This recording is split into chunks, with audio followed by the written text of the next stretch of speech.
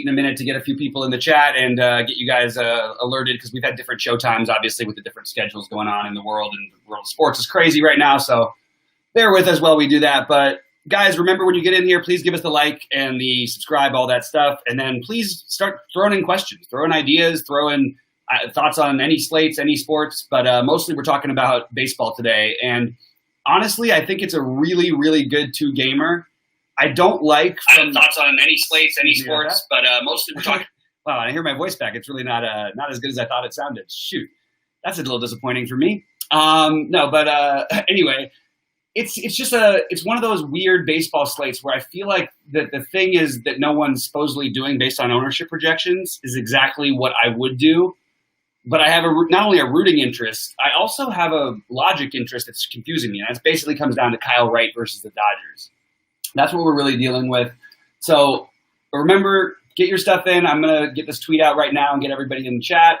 But it is just like a weird slate. So you guys can come up to lock with us. I know there's not other shows doing this up to lock stuff. It's certainly not as well as we usually do it. And we're going to find the right plays together today. Let me get this out real quick. Join us live now. All right.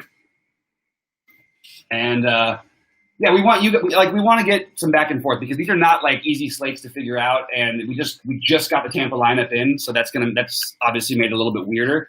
I need to get some clarification on what happened to Brandon Lau, because not only was he obviously like a pretty great play today, I want to get a feel for who's going to get pinch hit for in that Tampa Bay lineup. I also really want to get a feel for why everyone thinks, and I don't get me wrong, right now I've got 30% Greinke in my lineups, but this is a guy who's going to be 85% owned, and I could see Houston giving him the hook if he got in trouble in the second inning. This is a must-win. It's a 3-0 situation. The guys with flexibility are Glasnow, obviously, and Kyle Wright, and no one's going to play Kyle Wright. Kyle Wright's a top prospect, by the way, for all those people who said he sucked because he had a bad start to the season. He's actually pretty good. He matches up terribly with the Dodgers, but I've seen this story as a Dodger fan many, many times, and you sort of saw it last night. Lots of walks. If they don't get the big hits, you can get away with it. Ian Anderson could have gotten lit up last night and had negative fantasy points. He probably should have, but he got away with it. You know what I mean? You can get away with it if you walk everybody and nobody gets a hit. Literally nobody gets a hit. That's what happens. That's your path. Kyle Wright is not necessarily going to walk all these guys, although I think he's going to walk some. But I just feel like with the weather's there, they got the roof open today. I think the Dodgers are going to come out like gangbusters, but everybody's playing that. So from a DFS standpoint, shouldn't we be looking to play Kyle Wright over Greinke and Urias? And I like Urias a ton. I think if the Dodgers would actually give him a little bit of a leash if he's on fire, but he cannot get into a bad jam in a close game. So either the Dodgers would have to score many runs early for him to be valuable. Either way, you're going to get like 1/7, 1/8, 1/9, 1/10 the ownership on these guys that you will Greinke and Glasnow almost. And Greinke is absolutely no guarantee to pitch deep into this game. Like none. Not at all. I have him. I don't even know. In my main lineup, it almost feels like, yeah, I'll differentiate with my hitting, but at the same time, like, I don't like any of these secondary options. I think Urias is probably the best real-life pitcher at this point. Greinke has the best matchup because Tampa Bay does strike out the most, but I kind of like the Tampa stack. I like it a little bit less now without Brandon Lau. It does have me a little bit less on it. Anyway, guys, drop some QQs and let's get this stuff going. I'm going to talk about my favorite plays at every position. In the meantime, it's been good it's weird. Yesterday I gave up on my slate. But I ended up making money. I did well, even though it didn't look like I was going to, and that's almost entirely because the Dodgers came back at the end. And the truth is that I still agree with the Dodgers just being overweight on like crazy on them yesterday was so right. And it was 1,000,000% right when I saw their ownerships. They were way too low owned. And it just didn't pay off until the end. They had a million opportunities all game. They left a million guys on base, double plays, everything. It just was ugly. And this should be I think this is the similar type of situation. I think that they're either they could, right, because they haven't seen them, you could get a few innings and you could get a few strikeouts, and you can still stack the Dodgers against it. So that's something I'm flirting with the idea of doing. I would love to try and figure out exactly. I think that Brousseau at second base, with Lau out, I do like Greinke more. That's frustrating. I didn't expect that. You could expect a lot of lineups from Tampa Bay. You don't expect Brandon Lau, the guy, to be out. I'm going to need some clarification on what exactly happened there. Not that it's going to matter, but I want to see if he's available to pinch hit. Yeah, I don't have that info yet, but hopefully by the end of the show we'll have something in there. I think, first of all, Brousseau's a stud. Like, you can play this kid, absolutely. If you feel like the ownership's going to be high on Greinke, maybe he doesn't get played as much. So I do like the Brousseau thing. I like Albies, even though he's not as good from the right side. I don't know how long Urias will be in there, and I think that once he's out, you're going to see them running a lot because, look, as long as Will Smith is behind the plate, not that he's that bad, but these guys have speed, and they've picked up on it. They're going to try and attack these Dodgers.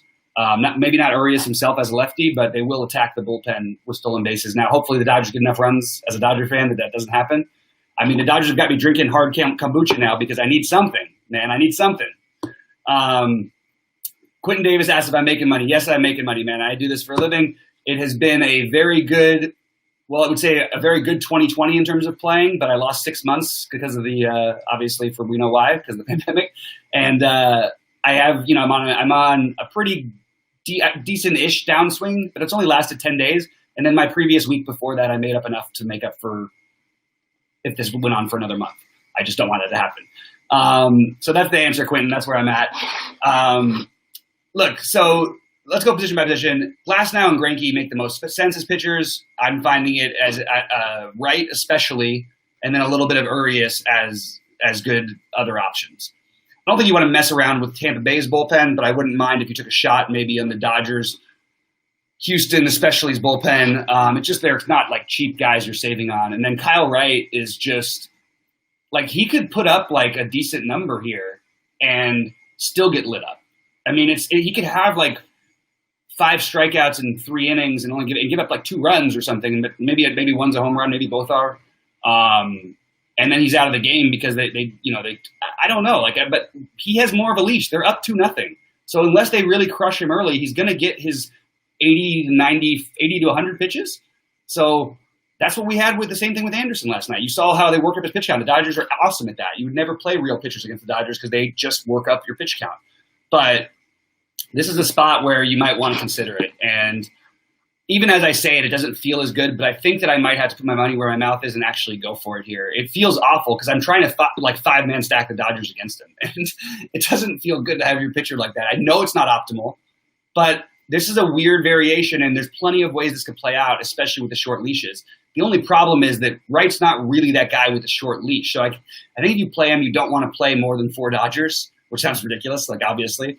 But honestly, I'm thinking about 3 or 4 against him. I think 3 is probably okay. 3 is a fine number. 4 is where you start to get a little bit like, okay, what am I doing exactly? But so yeah, the pitchers for safety are, and then there's no safety. Glasnow, Greinke, Wright, then Urias, in my opinion. And Urias has he has more realistic chance of getting. I think he's got a pretty realistic chance of getting 15 points. Well, not pretty realistic. I would say 1 out of 3 in the situation. It really depends on what happens if the bats get going. I mean, this is not like a Dave Roberts knows the answer. Urias might throw 90 pitches and he might throw 15 pitches. I have no idea. It's going to depend on circumstance. 15 is underdoing it. He's going to pitch at least 3 innings is my guess. And even if he gives up a couple runs, he'll probably pitch at least 3, maybe 4. So that's how you get different is you play Urias and Wright and you stack the Dodgers and Braves. It's crazy, but it could work, man. Hey, Eric. Hey, man, I hope so. That was a really exciting but brutal finish to the game last night. I think that they snap out of it. I think Wright's the guy they could tee off on, but I also think, like I said, Wright makes an awesome GPP play. Like on a 2-game slate, if he really is below 20% owned, he's got good enough stuff to get at least a K per inning. If he goes 3 or 4 and only gives up a run or 2, that could outdo Greinke, who might only go an inning or 2 as well. Like if Tampa Bay gets to him at all early, done. And then Urias, it's situational. Urias is a better pitcher than these guys, and that keeps bothering me. I'm like, why don't I just go with Urias? I mean, Glasnow, you could argue, yeah, Glasnow's a better pitcher, obviously. He's a better starter or whatever. But Urias is all around. He's a terrific pitcher, whether he's been in the bullpen for us or whether he started. He's always an awesome 3 to 6 innings guy. I just don't know which way it's going to be tonight.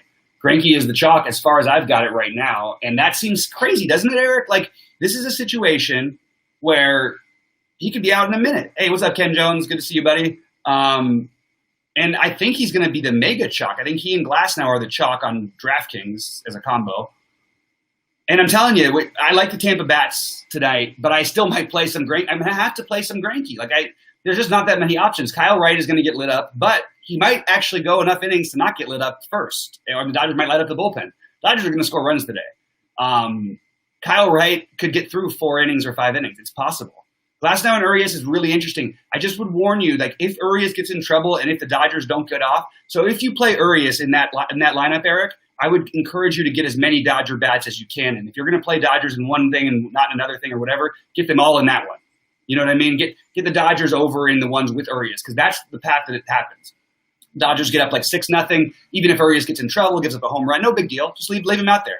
They want their good pitchers to eat up innings. They're not playing the Braves game, and they're not trying to get 74 relievers to pitch 1 inning for the series. They're going to try and rely on the arms they trust. They're too good of a team to play that game. The Braves can maybe win a series doing that and beat the better team, but that's why baseball is baseball. You just, 4 out of 7, anybody can win. Dodgers are so much better of a team. It's not even close, but whatever. Things happen. Anyway, I'm liking things in that order. I think that Wright is my preferred slightly over Urias, but I do like the Urias thing, I guess, if you're going to play the Dodgers also. Man, if I would just encourage, if you're playing a bunch of tournaments, try not to have more than 50% of Glasnow, and 50% of Greinke, and try not to have – you could have as much Glasnow as you want. He's definitely the safest one. Sheets might pop in, Eric. He did a show earlier with the SaberSim people on our channel that sort of talked about the slate, but more talked about general DFS, how to play. It's pretty good stuff, actually. I did want to say again, we nailed obviously the Dodger game hitting the over last night. Was wrong on the other one. This is another night where I like both overs again. Just want to throw that out there for BetQL. I'm not giving BetQL's information away. You should check that out yourself. Promo code BobbyFi, 20% off. But I'm telling you right now that I do think that these are going to be overs tonight, with the exception of maybe one guy throwing a gem. I actually like Houston to win that game against Tampa, and I love the Dodgers to win, but that's not going to be anything off the board. They're, as pretty much as big of a playoff favorite as you usually get. All right, that's pitching. I talked about it for a while. I'm sitting here drinking my hard kombucha because the Dodgers are putting me in a very stressful situation. This is my love for the Dodgers is a different type of love than I have for the Lakers. I actually used to love the Lakers more, but it was more of it was partially a Kobe thing. I don't love the way this franchise ran things and sort of lucked their way into being in LA and that they have a great name and we got Anthony Davis and LeBron because of it. That's the truth. But I'm still happy for the title. I'm still a Laker fan. I just feel different. I have more emotional attachment to this Dodger game today. Anyway, cheers to you, Eric. One of our favorite guys, Eric, always around in chat. I sometimes give him a hard time, and he thinks he always apologizes. Don't ever apologize, Eric. You're awesome. That's how I talk. I like to be forceful because I want to try and tell people the right things to do. And sometimes it's a little bit grating or can be annoying to some people, but it's overall giving the right information. Did you really take that Kelly O one? Oh my God. That was an incredible. Eric put out a lineup. He posted a picture of it. 150. He was happy to end up with a decent finish, and that's great and all.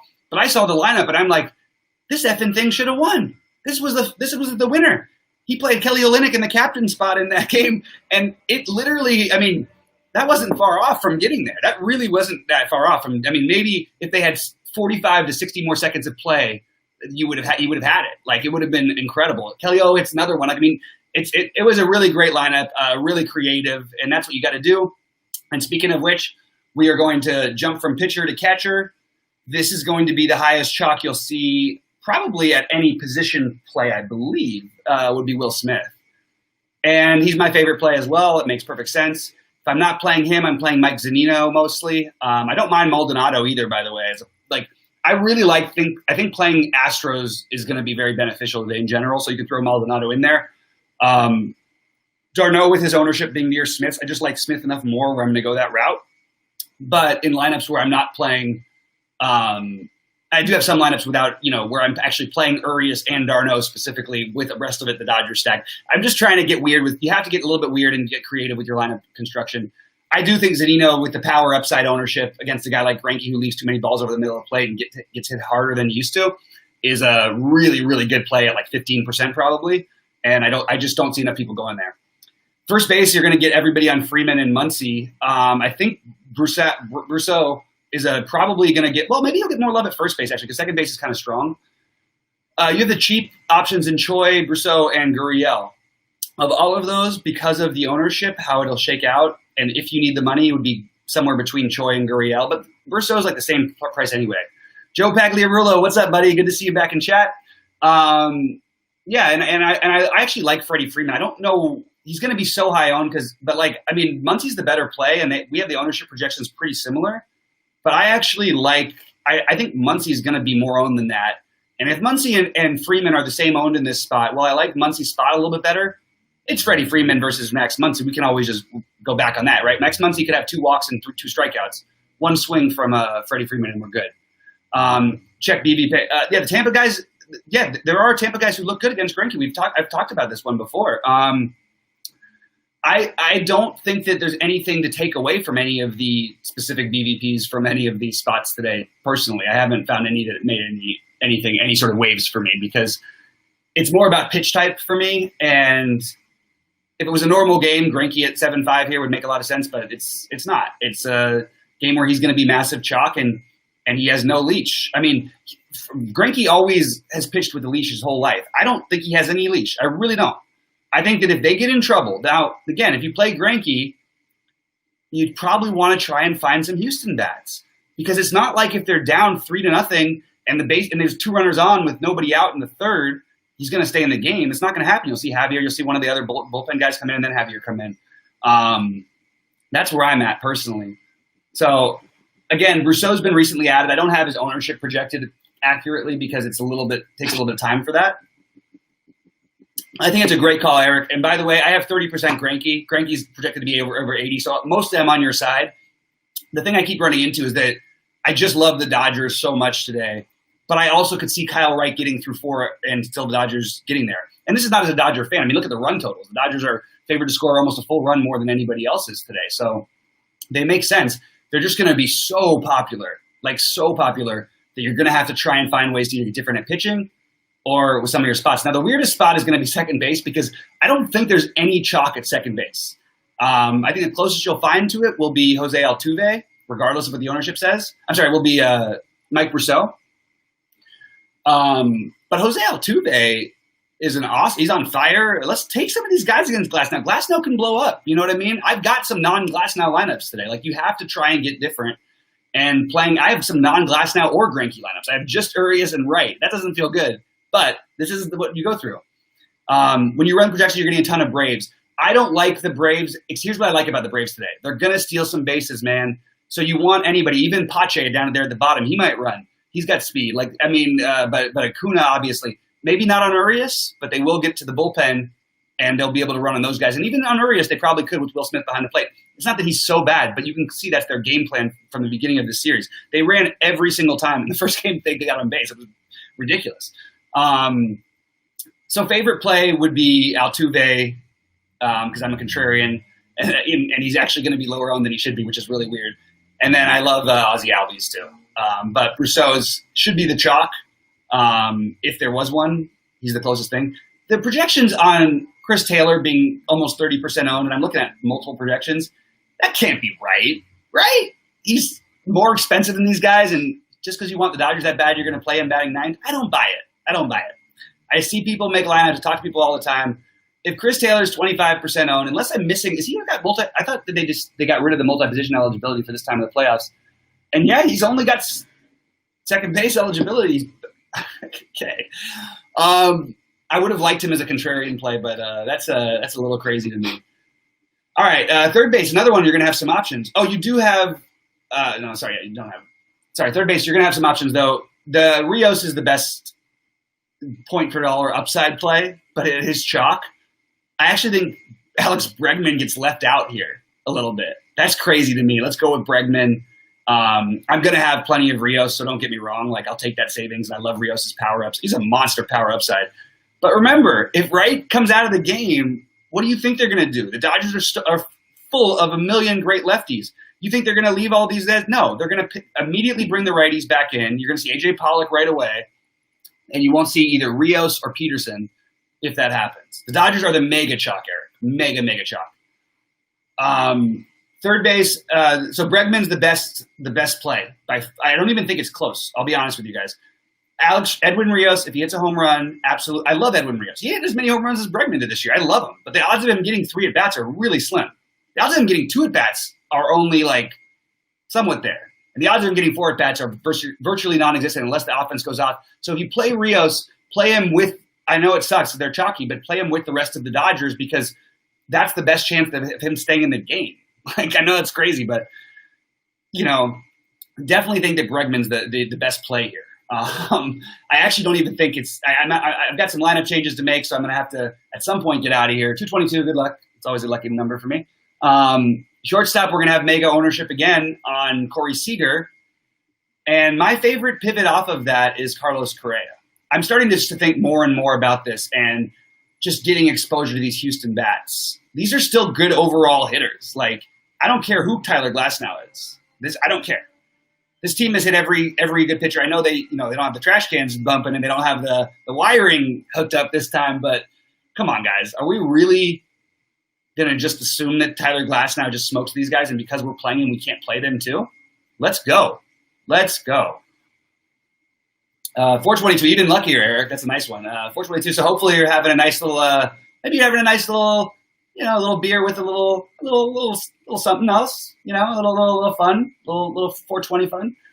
All right, we're going to jump on into the outfield. We're having more of a fun show today because there's not as many things to talk about, but there's a lot of interesting angles that you can think about for a small slate. This is going to sound really, really weird off the bat, but Josh Reddick, Kyle Tucker are 2 of my favorite plays in the outfield. If you can get in George Springer and Grandier Arozarena, these are awesome plays. The problem is I love the Dodgers, so I'm going to have Bellinger and Betts in some lineups. And Pache is going to be too popular, which is crazy. And I think these ownerships are off. And then you have Meadows. If his ownership's right, I would just jump all over. Meadows is the best play on the slate if no one's really going to play him. But I think people are going to play him some. I like Brantley. I like these Houston bats today. I think that's your best way of getting different, and it's weird that you can get different on these slates. I love Manuel Margot. I think he's sort of found something that I didn't even know he had. He just looks like a different person at the plate. Even when he makes outs, he does. Let's see. What else we got? You got the chalk. You got Ozuna who's going to be popular. You got Pache who's going to be popular. I don't think you'll have Ronald Acuna popular. And the truth is, as much as I like that I think Bellinger is going to find himself. At this moment, Acuna is a better play than Bellinger. Now, I might have Bellinger more to lean with my stack, but I do think Acuna as just a simple 1v1 in a vacuum is a better play than Cody Bellinger is. He's going to steal a base if he gets on base, and he might hit a home run as well. The Braves are so here's what's going to happen. So Ozuna will be popular-ish. Acuna, because people will look at him versus Bellinger versus Betts, because that's the pay-ups, they're going to look at him differently, and Springer even. But Springer will be higher than Acuna, but still pretty low owned. So people are going to all play Bellinger, Betts as their spend-ups. Then they're going to spend down for guys like Pache. They're going to spend down for Jock Peterson or a little down, and for Austin Meadows. They're going to spend down for Marcell Ozuna.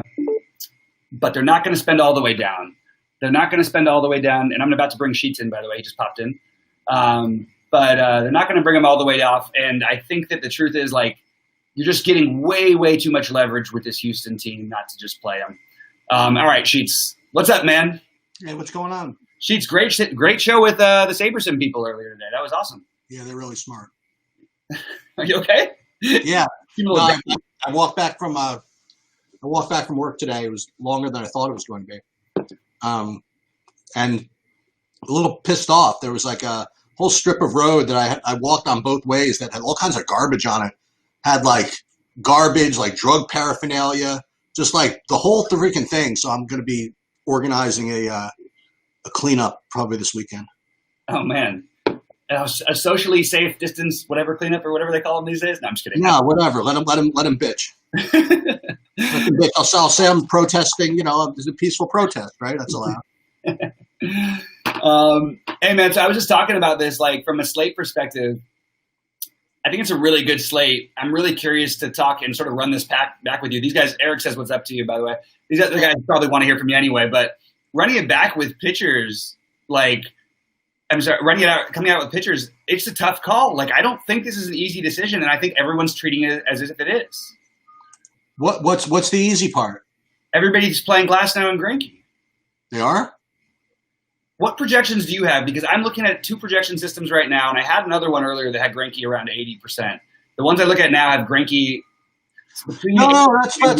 That's fine. I didn't really look. I mean, I'm just curious. I'll tell you what I'm doing. So, I mean, I'm honestly playing a decent amount of all 3 of them. I have like 65% Urias. Why are you eliminating Kyle Wright? I'm not. I have like 15% of him. You know what I mean? What you would make him a priority? Well, that's what I'm dealing with right now because I've got about 30%, maybe a little bit more of Greinke now, about 30%, and Glasnow I've got about 85%. I mean, I'm not gonna. I love playing Houston bats, but I think you can play Glasnow and play Houston bat. It doesn't matter. His strikeout and his leash is the longest of anybody on the slate. But Kyle Wright, like, Atlanta's playing with a 2-0 lead. We've already seen Kyle Wright in this same exact spot, and he got 6 full innings in that game. Now, look, he's not going to get that against the Dodgers. This team is going to get to him. They're built to get pitchers like this, but when you get the first time ever for a pitcher facing them, sometimes you can get through the lineup a few times. You saw with Anderson. They didn't hit Anderson, but he only lasted 4 innings because he walked everybody. And, yeah, sure, if they get a few of those sneak through and a few of those line drives aren't right at people, then maybe they break it open early. But what about for Kyle Wright? Why doesn't he get the same opportunity that we gave Ian Anderson? I think he's going to get. I don't know. I think he's going to get blitzed. I think so too. But I think that he's got to be in play here. He has to be. He's got a longer leash than if he gets into trouble versus Urias getting into trouble. They're going to leave right in, at least in the first 4 innings. Now, if he gets a run, that ain't going to happen. So these are the conversations I want to have because, all right. So what are we looking for out of our pitchers? And I say that for a reason. So if we're looking for a ceiling out of a pitcher, then I don't mind to have a pitcher that if he's not doing that well, he won't go so long because I want to operate under the assumption my pitcher is going to do well. If we're looking for just to get our 15 or 12 to 15 and just get out of Dodge, then maybe Wright's a decent play for the reasons that you just said. They have a 2-0 lead. If the Dodgers put up 4 runs in the first inning, they just let him play. You know what I mean? And he could actually get he'll get back to 12 points within like 12, 15 points within like after 5 innings maybe I suppose. Mm-hmm. Yeah. I mean, you have a guy who I know he struggled early in the year, but this kid's he's a young top prospect. He was like the 5th overall. What was he, like the 8th overall pick or something a couple years ago? This is not like a guy who's I don't think the gap between him and Anderson is as such where Anderson on the same basic situation is 90% owned and he's 13% owned. That's what I see it as. I see it as the same as yesterday outside of Glasnow. It's going to be hard. I do have some non-Glasnow lineups, and I think Urias, there is absolutely a ceiling there. But if you play Urias, in my opinion, I think you have to stack the Dodgers because you're playing a narrative that they're going to be ahead by multiple enough runs to where when he walks somebody, when he gives up a hit, unless he's got a no-hitter, of course, that could be different. But there's not going to be a quick hook there. And what's not quite a must-win game for the Dodgers, but it's starting to feel like it. What's your situation with hitters against pitchers today? So that was what was struggling with at first, is that my first build had Kyle Wright and 5 of Dodgers, which is definitely not optimal. So I switched it out. I think if it's Kyle Wright, it's 3 or even 4 because the Dodgers late inning upside, especially because this Atlanta team is going to throw out 100 different pitchers to pitch one inning. And in that situation, while it might not be great for hitting, the Dodgers are patient. These guys are going to get wild. They're going to leave something over the plate. I feel good about the long-term run potential for the Dodgers in this game.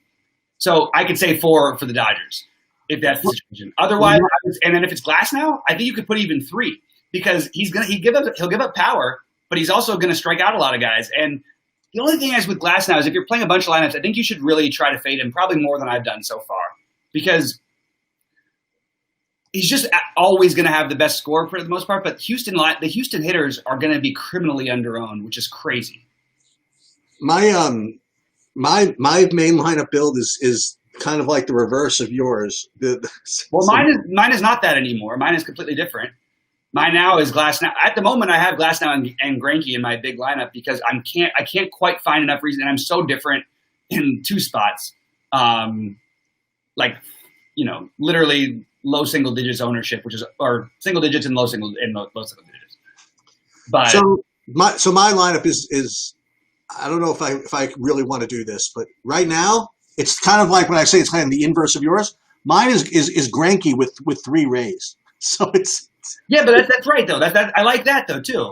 Okay. I like the Rays. I don't know that I want it. So I think I actually have 3. I currently have 3 Rays in my lineup too against them. Like Brousseau's going to be the chalk now at second, right? Yep. But might he be the chalk at first? Well, what's the difference? I have Choi and Brousseau. No. Oh, go ahead. That's fine. So did you get? I haven't got word on Brandon Lau's injury or whatever happened. What's happening there? I don't think he's playing, is he? He's not playing, which means I don't know what it means. I honestly don't. Is he hurt enough not to pinch hit? Because if he's going to pinch hit, these guys are popping out at some point. Right. And then again, you start him against a righty, so I don't get it. There must be something going on. Well, they're not going to pinch hit Choi. They do always do pinch hit Choi. Really? But like for Lau, is that what they would do? I mean, it'd be weird because he's a lefty also. That's what I mean. But which, by the way, Choi used to be a switch hitter until this year. So they just stopped calling him a switch hitter on DraftKings. It's so funny. I forgot that. It's like they stopped calling him a switch hitter, and it used to drive everybody nuts. Like, how could they pinch hit for a switch hitter? And I'm like, he's really a lefty, guys. Like, he's not a switch hitter, really. He's a switch hitter the same way as Monty Grandal's a switch hitter. When are they going to start intentionally walking Arizarena every time he comes to the plate? How about that for a guy who's going to be 10% owned tonight? Is he really going to be 10% owned? Yeah. That's how this slate is playing out. I think I've got to get off the Dodgers as much as it pains me to do it and load up on this Houston-Tampa stuff. Yeah. So this is kind of cute. You know what I mean? You do Choi, Brousseau, Arizarena, 3, 4, 5, 2 real cheap chalk and 1 overpriced non-chalk. You know what I mean? That's going to break the slate every day. Right, exactly. Also, he matches up incredibly well with Greinke because you have like a non-high strikeout pitcher who tends to keep the ball around the plate. It's not that he throws fastballs, but he doesn't throw anything that's going to really just dazzle by him. You know what I mean? Are you playing a Rios DTD? He's going to be the most popular player on the slate, in my opinion. Oh, really? Which sucks. Because, yes, I'm still playing him currently, but I'm actually fiddling around because I want to mix this lineup up a little bit. Oh, and meanwhile, that dude did all right yesterday for me. That Pache, huh? Hey, I played him too. Yeah, not bad, right? Dude, he was like 8% owned. I know. He was in my 444. I cashed. I'll take it. Well, you know, it was funny. It's weird. So I had sort of given up on baseball too, relative to your text. And after the Dodgers went off, I'm like, oh, wait a minute. My 444, wasn't it taking a stand on all these guys? So I went and looked, and I saw that you said that you were in 8th, right? And then I was like dead, but I looked at my lineup after you said that. I'm like, well, dude, I'm in 20th. And I had people left, so I'm coming for you. And then everybody struck out. Typically, right. I had Altuve, I had Diaz, who got pinch hit for, I guess, and Tucker. Oh, Tucker. Oh man, he got unlucky. But yeah. So yeah, I guess I'm gonna play him again. I'll play Pache again. Yeah. So I'm sort of flirting with this for my main lineup right here because I just think that again, though, you don't as you're playing these tournaments too. You don't need to get Pache's going to be, by the way, also really chalky, which is really weird. The ownership projections I've seen today either are way off or I'm way off. Well, wait, we said that yesterday. I thought he would be chalky. No, I know. We thought that a little bit yesterday, but it's way more so. Well, okay. I mean, at least his projection is showing him up as being chalky. You like Tsutsuko or no? No, I like Alex Bregman. I would like to talk about why the best third baseman on the slate. It pains me to say that because I don't know if I even agree with that anymore, but it's still true.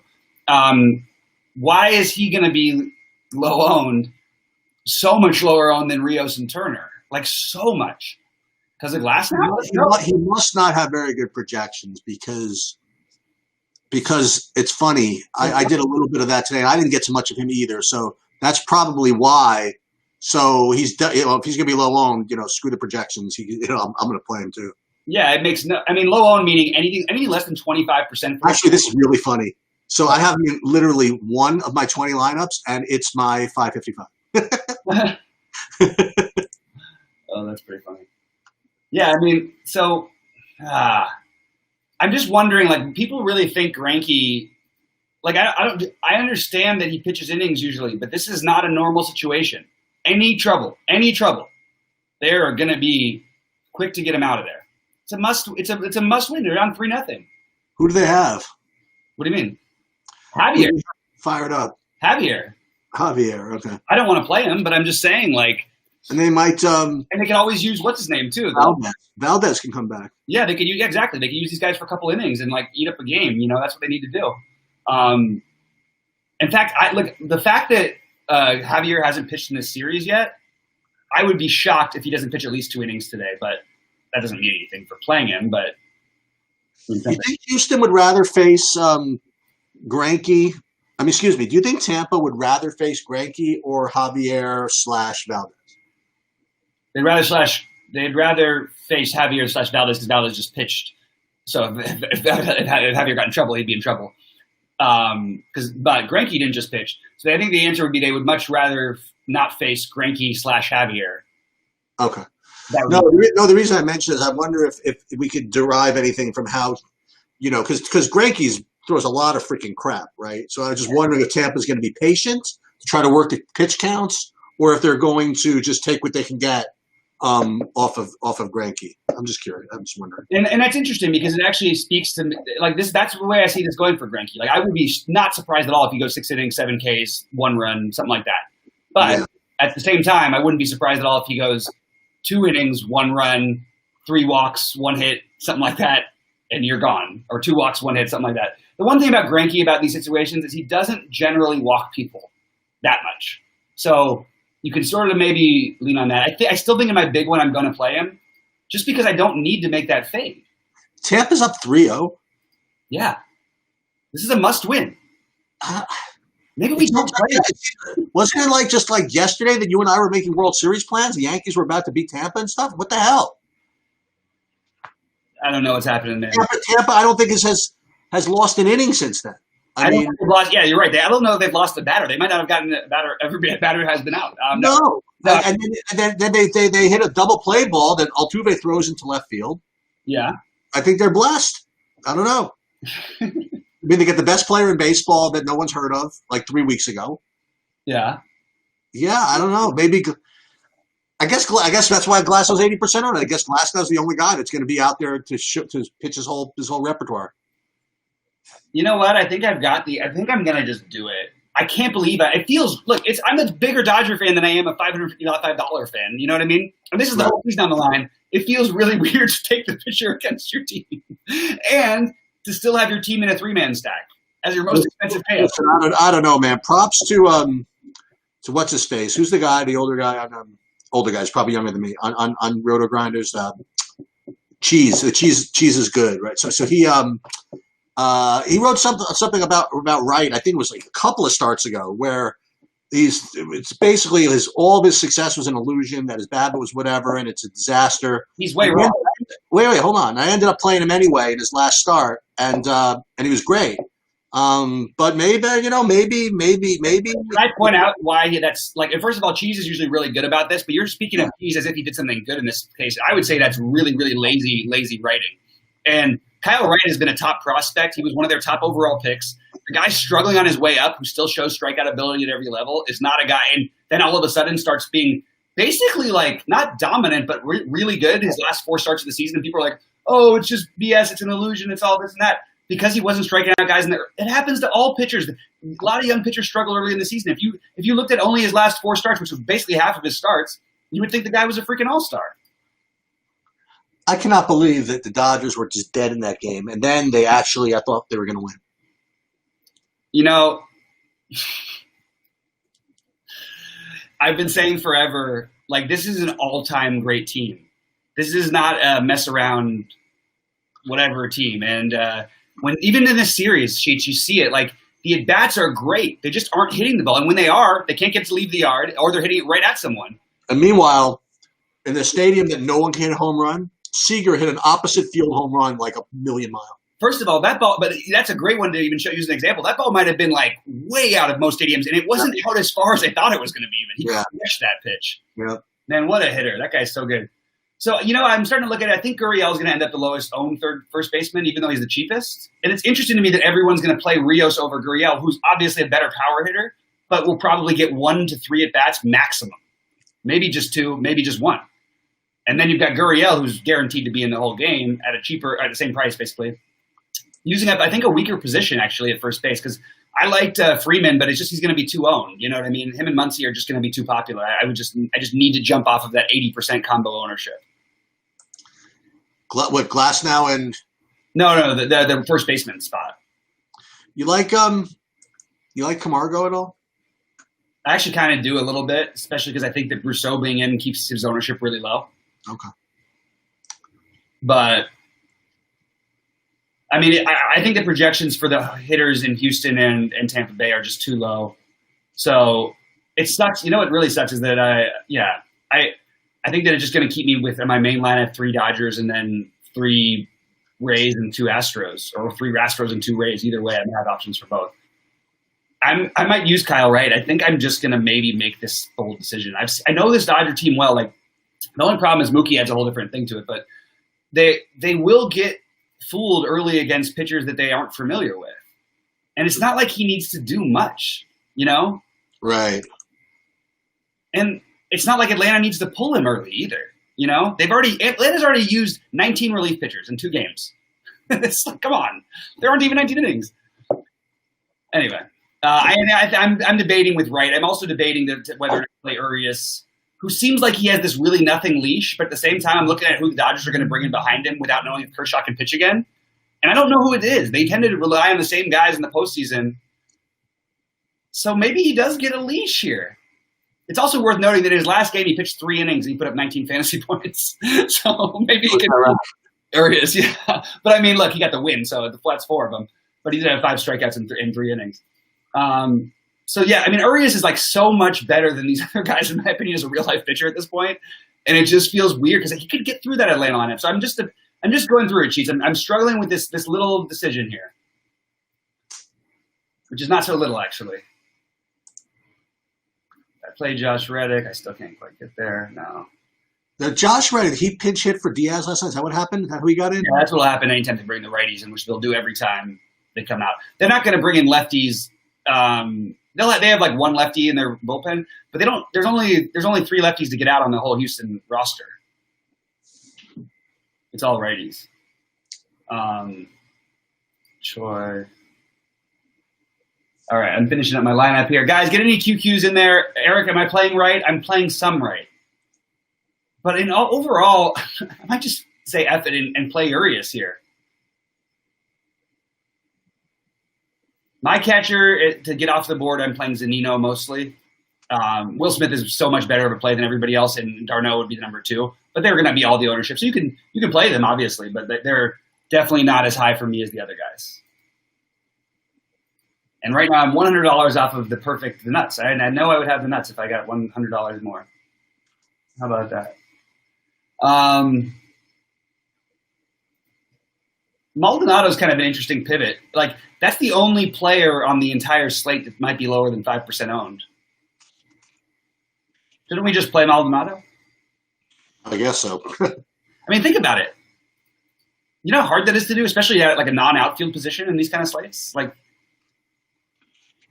no one's going to play him. You know him run the other day. He did. And he's got a few points. All right.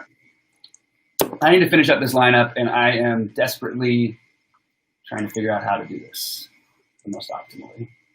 So while you're doing that, yeah, I'm gonna give people just totally something random. Yeah. So if you guys are interested, I'm not gonna get into all of it. I want to give you my favorite golf picks for the week. Go for it. All right. So first of all, I'm going to give you a process. If you guys wanted to try something, I have kind of like I have a theory that you could just kind of put to the test. And then I'll give you my actual picks. So my actual picks first, my 3 favorite guys. I mean, you can pick who you want out of the 10Ks, whatever. My 3 favorite guys that are cheaper are Billy Horschel, Jason Kokrak, and Kevin Streelman. But this is what I wanted to mention to you guys. This is a course that they're playing tomorrow is one they've never played on. Okay. It's in Vegas. It's Shadow Creek, and it's not exactly a desert course. It's like got a lot of water on it, and they've never played it. So this is this is going to be my theory. My theory is that what you want to do is play like the younger guys, and the reason for that is really simple: is that the edge that the experienced guys have, having played all these courses a bunch of times, is gone. So it's probably a good idea to play the younger guys anyway, but especially on a course that no one's played. I think that the edge that's kind of implied for someone who's had experience on a course, like some of the older guys in the field, is a little bit overstated. So I think that if and I'll leave it to you guys to figure out what that means, like which of the younger guys. It shouldn't be that hard to figure out. But that's where I would go, kind of like in general. Like, so if it was between like a Kuchar and an Alex Noren or something like that. You know what I mean? Like I would go for the younger dude that has the least experience. That's my take. And can I add on to that take too? Yeah, sure. Because I think that's awesome, and I think that's the point we've been making since it started. And we sort of touched on it at first because we weren't sure, but we would have nailed the world. I mean, we still kind of had chances at it if we just stuck with that philosophy. I mean, every time, and even me, you saw me. I told you Matt Wolff was going to be my favorite player that week, and then when I saw the wins, I got nervous. And of course, I was out and at 70 whatever 100, and he ends up finishing third. I mean, like I was like, it was stuff like that, and I think that's what you pay attention to. And that's really good. I just want to add to what I just did to my final lineup here. Yeah, sure. I'm going to play Urias. That's you and me both, baby. On my main one, and I'm going to stack Tampa Bay and Houston. I don't know, man. We might end up being accused of. I don't think so. Of a husband-wife business. I don't know. We'll see what happens. Well, I can always make one. I'm not saying who I got, but I promise you don't know who I got. Yeah, beautiful. Okay, I'm taking I'm putting what's his name, Ron Say at third base. Oh, so, I like that play. He was good at 81 for us. That was the last time we won. Ron Say, if I get extra points for a hit by pitch, I'm definitely playing Ron Say and hope that Gossage nails him in the helmet. Yeah, I said the last time. I should have said second last time Dodgers won one. But you do have one nice little look at these 2v2. Just that's the one thing I'd add to these slates. You can make a lot of late swaps to get in there if you have that Tampa Bay game stacked. There's so many multiple swaps you can do every which way. But the truth is, most people are playing Glasnow and Greinke. And I currently have 40% Wright and 47% Urias, 35% Greinke, and 76% Glasnow. In 1981, by the way, I was 14, and I was a big Yankee fan, and I bet on the Dodgers in series with a couple of people. And people were like, telling me I was like an anti-American and like whatever it was. And then during the games, I'd be rooting for the Yankees. Like, what are you doing? I'm like, what do you mean? I'm rooting for the Yankees. My money doesn't know who I'm rooting for. Whatever it was. So I did not make a lot of friends during that series. But yeah, I remember that one really well. Yeah, I did. Eric asked if I said I'm stacking Tampa Bay. I am stacking Tampa Bay. I'm not saying this is optimal. I actually like Houston's bullpen too. But between the Tampa Bay and Houston ownership, I think it's the best way to get different. And I don't see the drop-off being that huge. And I'm hoping to treat the Dodgers a little bit the way I would treat some Coors things and take my two favorite bats. Hope I get a good portion of production.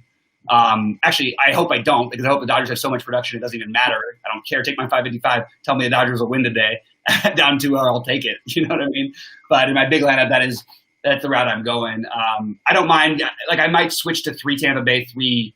I might do like a 1v1 swap, which would put me at 3 Tampa Bay and 3 Houston players.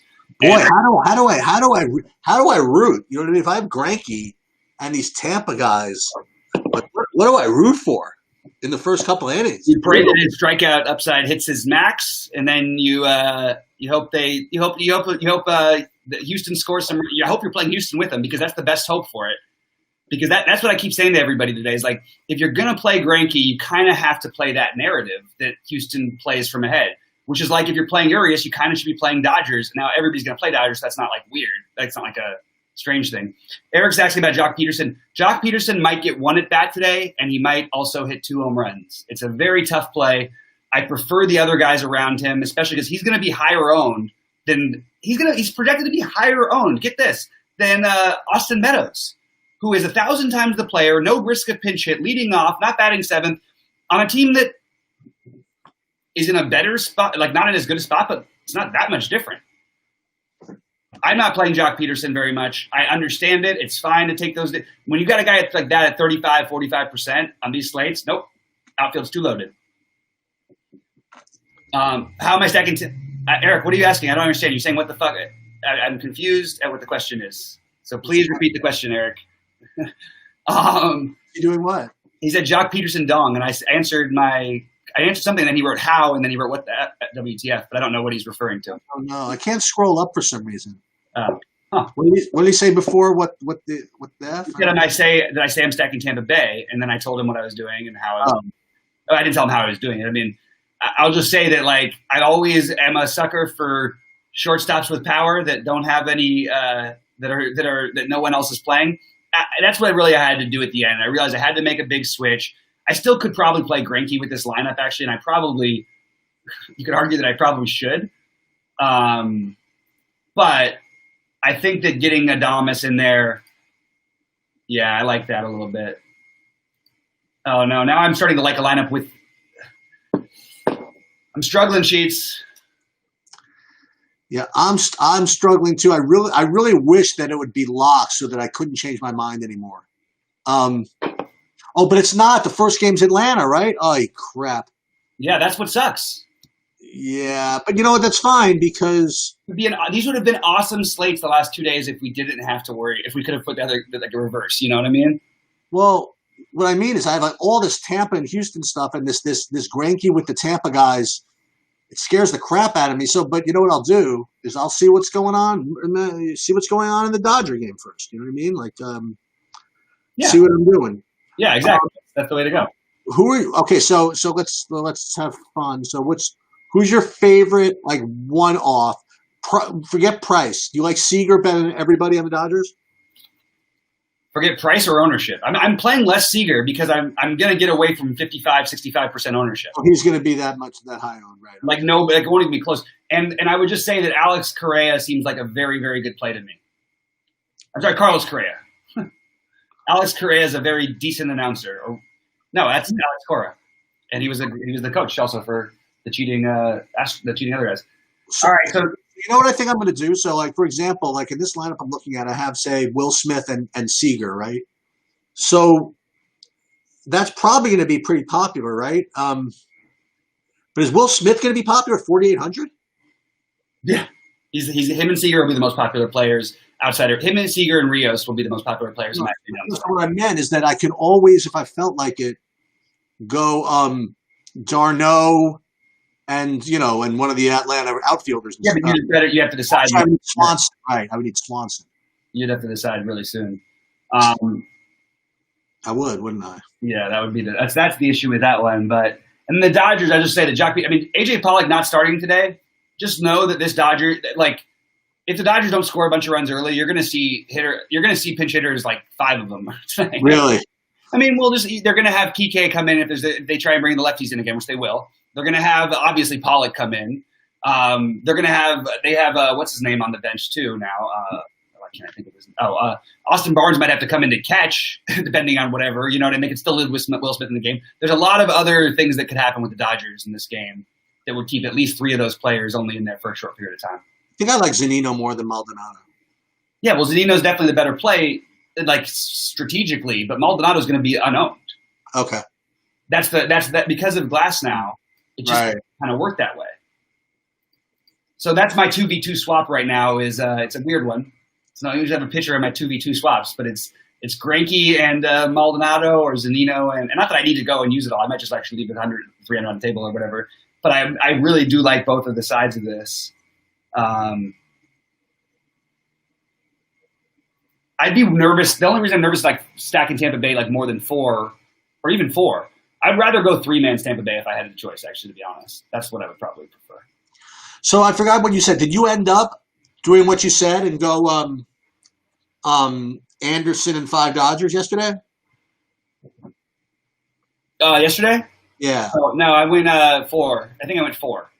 But you did go Anderson and 4 Dodgers. That's interesting. I'm pretty sure that's what I ended up doing. I'm not 100% sure that lineup, but most of my that's kind of like the nut result, right? Like Anderson gets through and then the bullpen gets raked. But that's what I'm saying. And this seems – but by the way, he got through 4. He barely got through 4. Oh, no, I might have played what's his name instead. I played what's his name instead. I'm sorry. I ended up switching to Gonsolin, which, by the way, I think was a better play, actually. It just – like it's one of those games like with the McCullers Morton the other day where one guy actually looks better than the other guy because – I mean, what's his name? Anderson – how many walks did he have? 6? 5? Like, you know what I mean? In 4 innings. So actually he looked like the worst pitcher, but boy, this lineup just stacks up so nice and neat. It's hard for me to get away from it. Yeah. 4-man Tampa stack with the 2-man Houston, 2-man Dodgers. Not going to be fun for the beginning of the tournament, but it could be fun later on. See, this is what I like to do. Let me look at this. Yeah, so like in my glass now lineups, like I'm looking at one glass now lineup where I leave 3,000 on the table. So that's the way I'll get different in the glass now lineups. I think my lineup is different enough where I don't need to get that much different. Yeah. Well, I don't know. I mean, if you said Glass was really going to be legitimately 80% owned, right? But I'm playing like 2 Houston hitters in all my lineups. Oh, okay. And like Correa is projected to be between 10 and 15%. Bregman's projected to be around 15%. The outfielders are projected to be between 10 and 15. Like these are, and I mean the good outfielders. not like these are not scrubs. You know, Maldonado's projected to be 5%. I mean, that's probably just the best one piece of advice I can give someone, and it doesn't matter if it works for tonight. Yeah, I do have love for Gurriel Wesley because I think he'll be low on too. It feels really weird to me that I'm doing this Urias thing. I just want to say this. Why? Because I'm very familiar with what I'm dealing with. And I have, like you say, Sheets, you know what I have? I have zero right to complain later when Urias pitches a perfect 2 innings and they pull him. Right. You know what I mean? And he walks one guy and they get nervous and pull him. I just have zero right anymore. But this is also 2-0. It's not 3-0.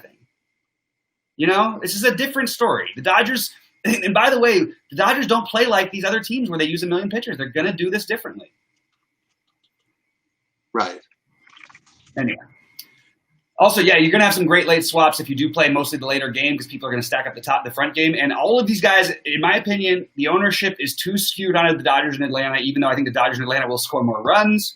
I think the Dodgers especially are on that side. I don't like Atlanta very much today personally. But I really like the hitters in the second game. Now, I don't think Glasnow is going to get lit up and give up necessarily 9 runs, although he does that sometimes. But he might get out there and be shaky enough, you know, where maybe he gives up 3 over 5 innings and strikes out 7 or 8, which is, I think, a reasonable result. He might even give up more than that. This is a good lineup, man. This is a tough lineup for him to get through. So getting the Correas, the Springers at lower ownership, at Bregman, Altuve, these guys are just all much, much lower owned than they should be because of Tyler Glasnow being really good. This is the postseason. These guys are all really good. Everybody who comes out of the bullpen is going to be really good for the most part. Play the best hitters in that situation. And then when it comes to the other stuff, just stack up. I mean, just play Tampa and Houston. That would be my strategy. I mean, that's what I'm doing. And I like the Dodgers to score more runs than everybody by a long shot. It's a 2-game slate, but I think that you can't get different enough with them. You really can't unless you use neither Greinke or Glasnow. No brave stacks for me, Eric. I think the worst stack on the slate by a long shot. The Dodgers are going to put their best foot forward and have better pitching in this spot than most teams. Honestly, I don't love a 4-man Tampa Bay as much. I more like the 3-3 situation with Tampa Bay because I do think Javier is pretty good also. If that answers that one, Eric, I have 15% of right. Did he say? But we have right though. We talked that. Oh, I understand that right is a long shot play. But are you playing FanDuel? No, I didn't touch FanDuel. I haven't touched FanDuel because it's just been too irritating with the scoring and stuff. So irritating. I'm done with that for right now. I don't mind sitting it out. There's plenty of that stuff going on DraftKings when there's slates going on, so I'm fine with that. I'm going to try to get one more thing done before we get out of here, which is I'm only afraid that I might have a little too much Tampa Bay because I think you're getting Houston's best effort here. But I also think that Tampa Bay's offense is pretty deep and actually pretty good against these guys who can't really blow it past you. So maybe I take one little difference. Maybe, you know what I do? Maybe I do a little, instead of Rousseau, I just throw in Ozzy Albies. Camargo. I have a question. Who do you like more? Just raw, it's hard to say raw points. So if you had like a Turner and Betts already, right? And you have, whatchamacallit, Jock Peterson in the outfield, and you could get up to Arizarena, would you do that? Say that one more time. It's kind of a stupid question. I mean, I didn't understand what it was. No, I mean, I have a FanDuel lineup where I have 1,200 on the table, and I'm sitting there with Peterson, and I could get up to Arizarena with no difficulties. Arizarena is going to be lower owned than Peterson by a lot. Yeah, so I would do that in a heartbeat. Then I got to take out one Tampa guy. So give me 5 Tampas. All right. Well, what's wrong with that? You can't on FanDuel. Oh, right. Who would you get rid of between Meadows, Margot, Brousseau, or Adames? Well, Adames is the most popular, common, for good reason answer, but I don't know that that's the right answer. Does that make sense? So you think that Adames would be the one to get rid of that most people would get rid of? Yeah. Right. That I can't do, though. Oh, that's a little different then. Yeah, that you swap basically to get Margot. This is why. Yeah, and then I'm using Matt Maldonado. You know what? Yes. How about this? Get rid of Meadows for a one-off. Oh, this could be interesting. Use Meadows to get rid of him for. I've got Brantley in my big one. Okay, I have another big one now. I've got Brantley now. I've got Greinke in it. Sorry. I'm good. I figured it out. Okay. I swapped Meadows and the guy said before Meadows and Peterson for Arizarena and Muncy. And I just switched over to get a 3-3 stack of the Houston-Tampa Bay game instead of the 4-2. Guys, good luck to everybody out there. I think we really did. We did at least certainly gave you our process through it. Whether that helps or not, we'll see. But Sheets, anything else before we get out of here? Yeah, I officially have no idea what I'm rooting for. So that's not good. Well, you know what? Hey, that's a great proof because I gave up on all of baseball last night, and then all of a sudden, in the 9th inning, I was right there. Yep. Good luck to everyone out there. Good luck, and remember, there's no Thursday football tomorrow, I believe. Oh, there's no Thursday football. That sucks. Well, maybe we can even talk a little early NFL or something if we get bored. I'll be ready for Alexander Madison season or whatever. Oh my God, the super chalk in the best spot of history. What are you supposed to do, huh? You're supposed to fade him. But okay. You know what? Actually, just real quick on that. I kind of agree with you, but I actually think that he won't be as much owned as you think because there's a lot of good running backs in that same price tier. And you know what? They were smart. They made him $7K. You know what I mean? Yeah, they did a good job to DraftKings no matter what. Yeah, F them. Anyway. All right, guys. Hey, for Sheets, for everyone at BetQL, I'm BobbyFi saying thanks for tuning in with us, and we will see you tomorrow.